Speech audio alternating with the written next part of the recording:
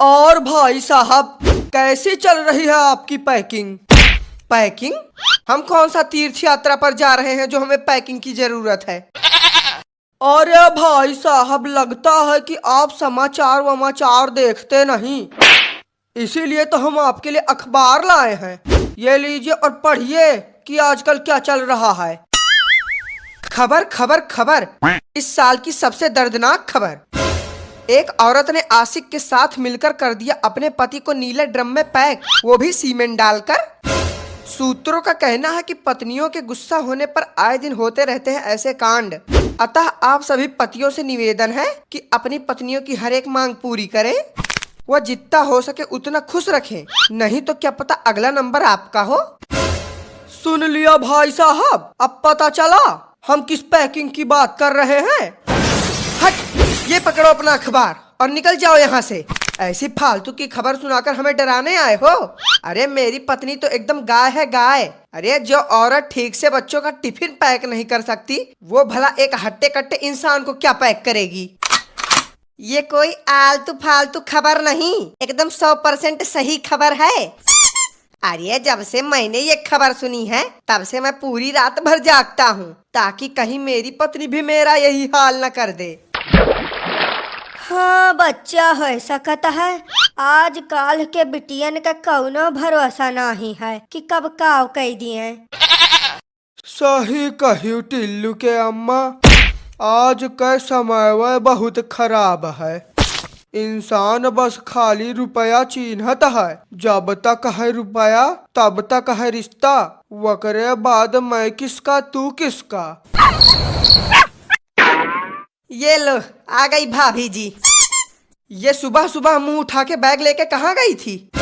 अरे भाई साहब, आराम से, थोड़ा प्यार से बात कीजिए, नहीं तो कहीं अगर भाभी जी गुस्सा हो गई तो फिर अंजाम तो आपको पता ही है। ए जी, वो क्या है कि गर्मी का मौसम आ गया है ना, तो बाजार एसी खरीदने गई थी। यहाँ मेरी पूरी जिंदगी की ऐसी तैसी हो रखी है और तुम्हें एसी खरीदने की पड़ी है? साला यहाँ 4 पैसा आता नहीं और वहाँ तुम 40 रुपए उड़ा देती हो। तुम्हें पता भी है कि रुपया कमाने में कितनी मेहनत लगती है?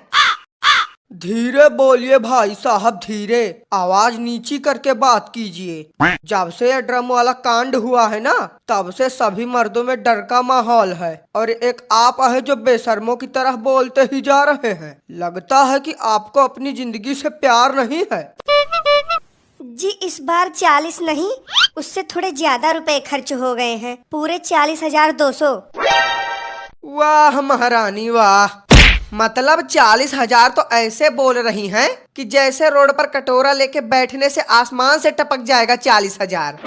अब महारानी मंथरा जी, अगर आपकी इजाजत हो तो क्या हम जान सकते हैं कि आपने इतने सारे पैसे कहाँ फूंक दिए? लगता है कि आज इनके ऊपर यमराज सवार है। अब भगवान ही जाने कि क्रियाक्रम आज ही होना है या कल। भाई साहब, काहे अपनी मौत को अपने पास बुला रहे हैं? शायद आपको पता नहीं कि एक औरत से उसके खर्चे का और एक आदमी से उसकी कमाई का हिसाब मांगना कितनी गलत बात है। अरे चुप करो यार तुम दोनों, डरपोक कहीं के। तुम दोनों मर्द नहीं, सबसे बड़े चूहे हो, चूहे, जो अपनी अपनी पत्नियों से डरते हो। भले ही हम सब चूहे हैं, लेकिन अगर डरने से जिंदगी बच जाए तो डरने में क्या बुराई है? अब अगर आपका मन हो महारानी तो हिसाब देंगी या पंडित बुलवाए मुहूर्त देखने के लिए? आप भी बहुत मजाक करने लगे हैं आजकल, भला इसमें पंडित क्या करेगा? और अगर बात रही हिसाब की तो सुनिए, 40,000 में से 35,000 तो सिर्फ एसी लाने में ही खर्च हो गए। चलो ठीक है, बाकी के 5,200 कहाँ गए? जी बाकी पैसों में से 5,000 का एक नीला ड्रम और 200 रुपए का तेज धार वाला चाकू खरीद लिया था मैंने। देख लीजिए भाई साहब, तेज धार वाला चाकू, नीला ड्रम, जरूर ये सब सामान भाभी जी आपके लिए ही लाई हैं। अरे मुझे तो लगता है कि इस कांड के अगले शिकार आप ही होने वाले हैं। बस मेरी तो भगवान से यही प्रार्थना है कि आपकी बाकी जिंदगी सही सलामत कट जाए। खाक सही सलामत रहेगी जिंदगी। अरे जब मौत खड़ी दरवाजे पे तो क्या हो जाए भागे से। अब तो इनके पास गिन चुन के केवल 2 ही रास्ते बचे हैं अपनी जान बचाने के लिए। बताओ क्या जमाना आ गया है। साला एक मामूली से ड्रम की वजह से मर्दों की नींद उड़ी पड़ी है और अपने ही घर में अपनी जान बचाने के लिए नए नए तरीके खोजने पड़ रहे हैं। बताओ भैया, तुम रास्ता बताओ, बाकी उस पे चलना न चलना इनका काम है। देखो भैया, पहला और सबसे आसान रास्ता ये है कि भाई साहब भाभी जी को तलाक दे दें। इस तरीके से इनका कुछ रुपया चला जाएगा, लेकिन कम से कम जान तो बच जाएगी। हाँ भैया, बात तो सही है। पैसा जाए लेकिन जान ना जाए। चलो ये तो पहला रास्ता है, बाकी दूसरा रास्ता। अब भैया दूसरा रास्ता बताने से कोई फायदा नहीं है, क्योंकि ये रास्ता इनके लिए बहुत कठिन हो सकता है। अरे तुम रास्ता बताओ, बाकी वो कठिन है या आसानी हमें तय करना है ना। दूसरे रास्ते में आपको ही ये घर छोड़ के जाना पड़ेगा। इस दुनिया में लड़का पैदा होना ही पाप है। सारी जिंदगी बस टेंशन और परेशानी में ही गुजर जाती है। बचपन में पढ़ाई का टेंशन, बड़े हो जाओ तो कमाने का टेंशन, शादी ना हो तो टेंशन, शादी हो जाए तो परिवार चलाने का टेंशन, बुढ़े हो जाओ तो बीपी शुगर का टेंशन। बस इसी में बीत जाती है हम मर्दों की जिंदगी। जब समाज ही हमारे साथ भेदभाव कर रहा है तो फिर किया ही क्या जा सकता है। हर जगह औरतों के लिए कानून है, सुविधा है। कुल मिला के औरतों को पहले प्राथमिकता दी जाती है, लेकिन हम सब का क्या, जैसे दुनिया नचाती है वैसे नाचते हैं। बिल्कुल सही बात है भैया, बिल्कुल सही बात है।